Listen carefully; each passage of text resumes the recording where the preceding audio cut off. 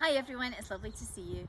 I'm Lorna and we're reading The Mystery of the Smuggler's Wreck by Helen Moss, and this is chapter 10, Revenge is Sweet.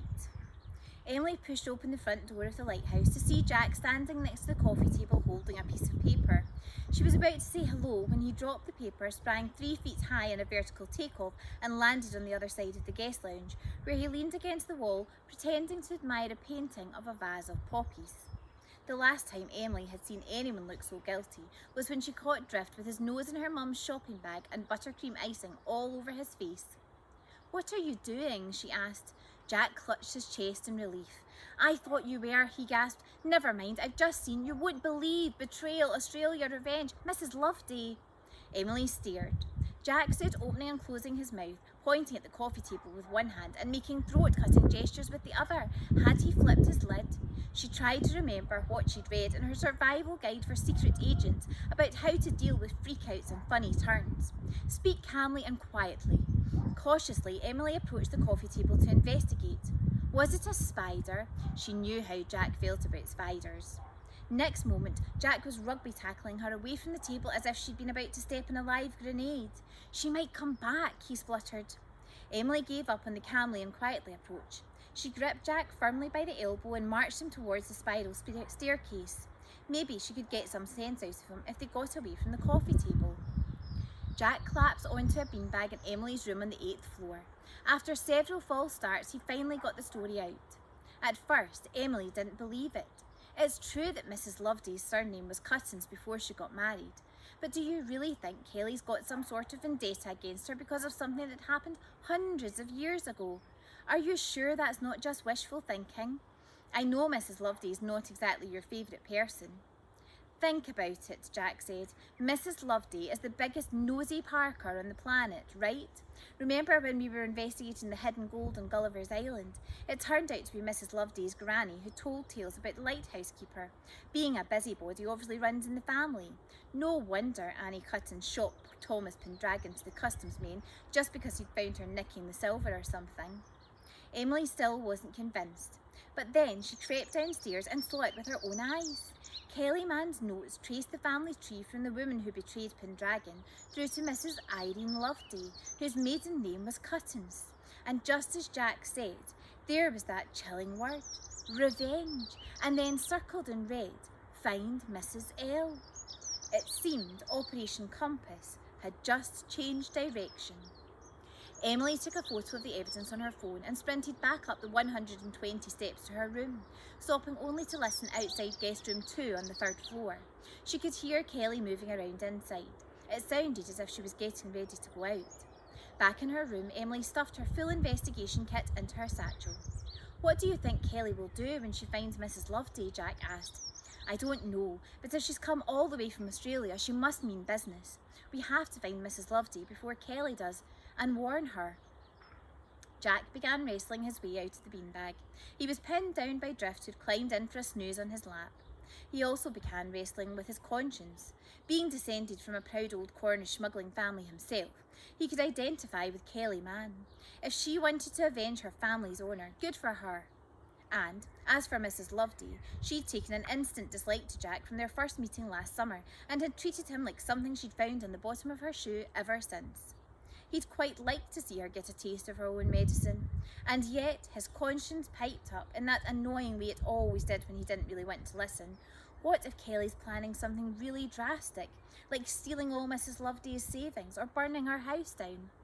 Jack decided Emily was right. They had to warn Mrs. Loveday.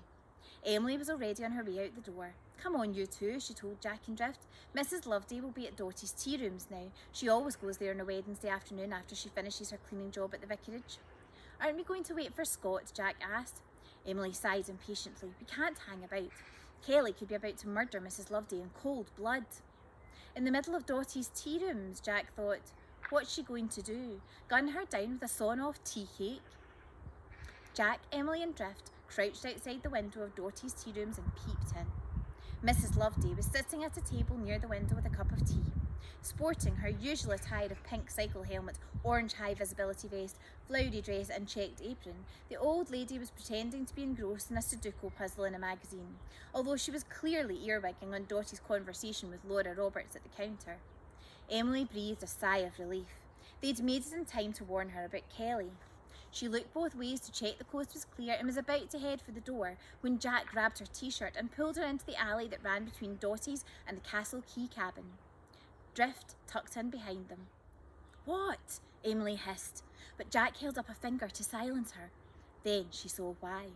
A short figure in cropped jeans and a black t-shirt was hurrying along the seafront. It was Kelly Mann. She must have left the lighthouse right behind us, Emily realised, and she's coming this way. Emily and Jack exchanged looks of wide-eyed dismay as Kelly Mann walked right past them and entered the cafe. The friends quickly crept back to the window and watched as Kelly hurried to Mrs. Loveday's table and sat down. Kelly was smiling and shaking her head and pointing to her watch as if apologising for being late. Cool customer, Emily thought. You'd think she was meeting an old friend for a coffee, not hunting down her family's sworn enemy. Kelly pulled out a notebook. Emily rummaged in her investigation kit and pulled out a listening device she'd made using a set of headphones and the little amplifiers from an old hearing aid. She'd tried it out at home and she'd been dying for a chance to use it for real. She pressed the amplifier to the window and put on the headphones. There was some crackling and rustling and then Kelly's strident voice. "So am I getting this right, Irene? Your maiden name was Cuttons and your father was called John?" Emily gasped. Jack was right. Kelly was quizzing Mrs. Loveday all about her family tree. She was obviously making sure she'd got the right person before wreaking some terrible vengeance. Jack saw Emily's face and couldn't bear the suspense a moment longer. He snatched the headphones and pulled them on. His mouth dropped open at Kelly's next words. "Are you the last of the Cuttons line, Irene, or are there other family members living locally?" This was even bigger than he'd thought. Kelly Mann wasn't just after Mrs. Loveday. She was planning to wipe out the entire Cuttons clan. "Well, no, dear," Mrs. Loveday told Kelly. "There's my son Kevin, of course, and my sister Pat in Carricksrow, although we don't talk about her since all that to do with the caravan in Falmouth." The old lady was clearly having the time of her life, regaling Kelly with all the family history and hearsay she could dredge up from her bottomless pit of gossip. Jack held out one half of the headphones so Emily could hear too, and then watched as Kelly went to the counter, spoke to Dottie for a moment, and returned to the table with a plate of small iced chocolate cakes. Mrs. Loveday's eyes lit up greedily as she reached for the largest one. "Oh, my favourites. Are you having one, dear?" "I'd better not," Kelly's voice boomed through the listening device. Jack stared at Emily in horror. There was only one reason you'd say no to chocolate cakes that looked that good. Jack turned to Emily. He could tell from her face that she knew it too.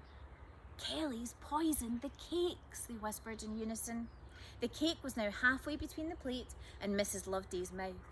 "We're going in," Emily yelled. Together, they burst through the cafe door with a mighty jangling of the bell and threw themselves at Mrs. Loveday's table. Join me for Chapter 11.